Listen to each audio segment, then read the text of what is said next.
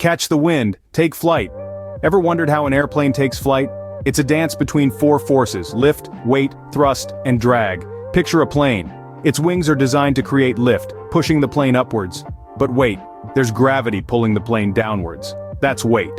So, how does a plane rise? It's all about overcoming weight with greater lift. Now imagine the plane moving forward. That's thrust, generated by engines or propellers. But air resists this motion, creating drag. To keep moving, a plane needs more thrust than drag, so lift overcomes weight, thrust beats drag. That's how planes fly. It's a delicate balance, a dance in the sky. Next time you see a plane soaring above, remember the dance of the four forces. It's not just science, it's poetry in motion.